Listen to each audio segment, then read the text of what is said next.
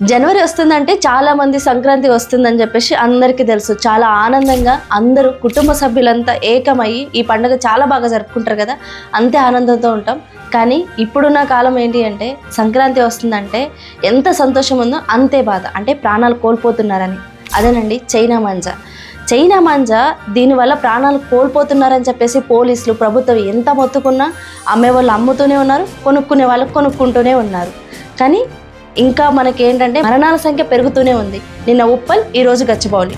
27 ఏళ్ల యువకుడు చైతన్య అనే యువకుడు గచ్చిబౌలిలో బైక్ మీద వెళ్తుంటే చెయ్యికి హ్యాండ్ కట్ అయింది.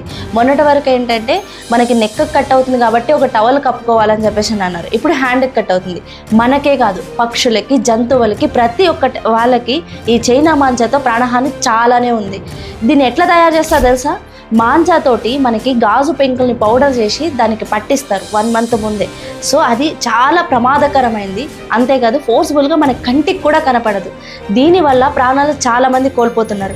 అమ్మేవాళ్ళు ఎవరైతే ఉన్నారో ఒక్కసారి ఆలోచించండి. మీ ఇంట్లో వాళ్ళకి ఇది జరిగితే ఒక్కసారి ఆలోచించండి. అసలుకి అమ్మే వాళ్ళు కూడా దీన్ని అమ్మొద్దు, కొనుక్కునే వాళ్ళు కూడా ఆలోచించండి. ఎందుకు మనం కొంటున్నాం, మనకేం అవ్వట్లేదు, మన ఇంట్లో వాళ్ళకైతే అప్పుడు తెలుస్తుంది కదా.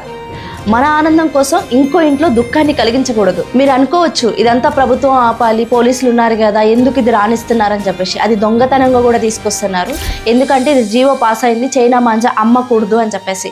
ఓకే, పోలీసులు తనిఖీలు ప్రారంభించారు, సంక్రాంతి వస్తుందంటే వాళ్ళ పని వాళ్ళు చేస్తున్నారు. ఇంకా మీరు కూడా మీ బాధ్యతలాగా, అంటే ఒక ప్రాణాన్ని కాపాడే బాధ్యత మీరు తీసుకున్నట్టే. ఎక్కడైనా అమ్మినట్టు, కొన్నట్టు, దుకాణంలో చూసినా, ఎవరైనా ఎగరేసినట్టు చూసినా ఇన్ఫర్మేషన్ పోలీసులకు ఇస్తే మీరు నిజంగా ఒక ప్రాణాన్ని కాపాడినట్టు ఉంటుందండి. మీరు అనొచ్చు ప్రభుత్వం ఉంది దాన్ని ఆపేయొచ్చు కదా, ప్రభుత్వం ఉంది అంటే పోలీసులు ఉన్నారు వాళ్ళు తనిఖీలు చేయొచ్చు కదా. వాళ్ళు చేసే పని వాళ్ళు చేస్తున్నారు. ఇక మీరు చేయాల్సిన పని కూడా మీరు చేయండి. ఎక్కడైతే దుకాణాల్లో ఉన్నా, ఎవరైనా ఎగరేసినట్టు ఉన్నా ఈ ఇన్ఫర్మేషన్ మీకు తెలిస్తే గనక కనీసం మీరు చూస్తే పోలీసులకి ఆ ఇన్ఫర్మేషన్ ఇవ్వండి. వాళ్ళు ఖచ్చితంగా స్టాప్ చేస్తారు. మీరు ఒక ప్రాణాన్ని కాపాడినట్టు అవుతుంది. మనం కాస్త కొంచెం దృష్టి పెడితే మన ఇళ్లలో ఎంత సంతోషంగా సంక్రాంతి జరుపుకుంటున్నామో అందరూ కూడా అంత జరుపుకుంటారు. సంక్రాంతి శుభాకాంక్షలు.